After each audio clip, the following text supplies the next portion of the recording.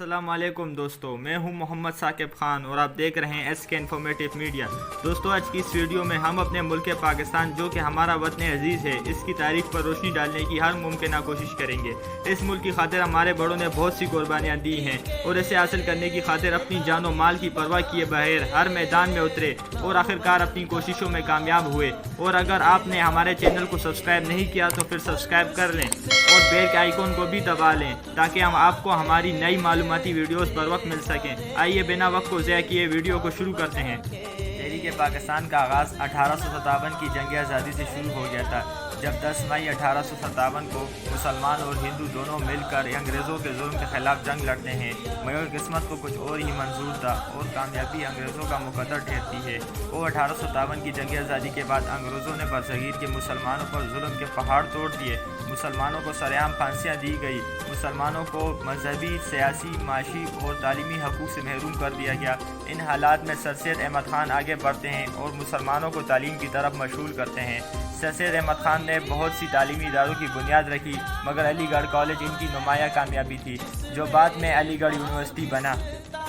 1867 میں بنارس میں ہندی اردو تنازع ہوتا ہے، دفاتر میں اردو زبان کی جگہ ہندی زبان کو نافذ کرنے کی کوشش کی جاتی ہے۔ اس کے بعد ہندوؤں اور مسلمانوں میں فاصلے بڑھنا شروع ہو جاتے ہیں۔ اسی دوران انگریزوں نے بھی مسلمانوں اور ہندوؤں میں موجود مذہبی اختلاف کو خوب ہوا دی۔ سر سید احمد خان مسلمانوں کو سیاست سے دور رکھنا چاہتے تھے، مگر 1998 کو سر سید احمد خان کی وفات کے بعد مسلمانوں کو ایک سیاسی جماعت کی ضرورت محسوس ہونے لگی اور پھر 30 اگست 1906 کو ایک سیاسی جماعت آل انڈیا مسلم لیگ کے نام سے تشکیل دی گئی۔ علی گڑھ کو اس کا صدر مقام بنایا گیا۔ سر آغا خان کو آل انڈیا مسلم لیگ کا صدر منتخب کیا گیا۔ 1906 میں مسلم لیگ کے تشکیل کے بعد ہی سے اس نے جنوبی ایشیا کے مسلمانوں کے لیے ایک پلیٹ فارم کی شکل اختیار کر لی، جہاں سے وہ اپنے حقوق اور انگریزوں سے حصول آزادی کے لیے جدوجہد کر سکتے تھے۔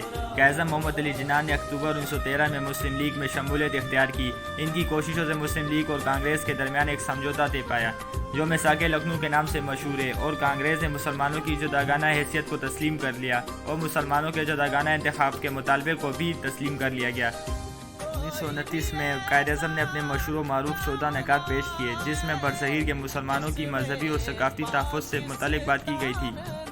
علامہ محمد اقبال نے 1930 کو الہ آباد میں مسلمانوں کے لیے ایک علیحدہ وطن کا مطالبہ کیا، جس کو علامہ محمد اقبال نے اپنے خطبے میں اس طرح پیش کیا: میری خواہش ہے کہ پنجاب، سندھ، سرحد اور بلوچستان اور شمال مشرقی علاقے جہاں مسلمانوں کی اکثریت ہے، انہیں ملا کر مسلمانوں کے لیے ایک الگ مسلم مملکت تشکیل دی جائے۔ 1933 میں چودھری احمد علی نئی مسلم ریاست کا نام پاکستان تجویز کرتے ہیں۔ 1934 میں قائد اعظم نے مسلم لیگ کی باغ دوڑ سنبھال لی اور پھر مارچ 1940 کو مسلم لیگ کا سالانہ اجلاس منٹو پارک لاہور میں منعقد ہوا۔ اس اجلاس میں قائد اعظم اپنے خطبہ صدارت میں کہتے ہیں کہ 1200 سال اکٹھے رہنے کے باوجود ہندو اور مسلمان کبھی اکٹھے نہیں ہو سکے۔ ہندو اور مسلمان دو الگ الگ قومیں ہیں، یہی سے دو قومی نظریے کی بنیاد بنی۔ اس کے بعد پاکستان کا مطالبہ زور پکڑنا شروع کر دیتا ہے اور تحریک پاکستان عروج پر پہنچ جاتی ہے۔ قائد اعظم کی تقریر کے بعد بنگال کے وزیر اعلیٰ مولوی فضل الحق نے وہ اہم قرارداد پیش کی جو قرارداد پاکستان کے نام سے یاد کی جاتی ہے۔ اس قرارداد میں یہ مطالبہ کیا گیا کہ ہندوستان کے شمال مغربی اور شمال مشرقی علاقوں میں جہاں مسلمانوں کی اکثریت ہے، وہاں آزاد اور خود مختار مسلم مملکتیں قائم کی جائیں، اور یہ قرارداد متفقہ طور پر منظور کر لی جاتی ہے۔ اس قرارداد سے ہندو آگ بگولا ہو گئے اور انہوں نے انگریزوں سے مطالبہ کیا کہ مسلمانوں کے مطالبے کو نامنظور کر دیا جائے۔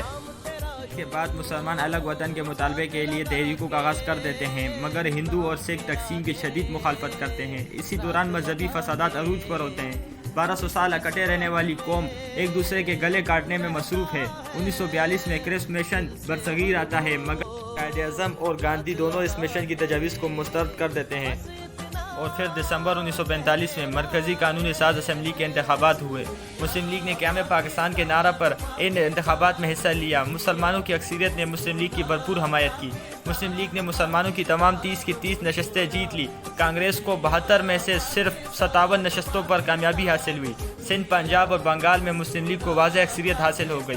فروری 1946 میں صوبائی انتخابات منعقد ہوئے۔ مسلم لیگ نے مسلمانوں کی 495 نشستوں میں سے 430 پر کامیابی حاصل کی۔ مسلم لیگ نے بنگال میں اپنی حکومت بنا لی۔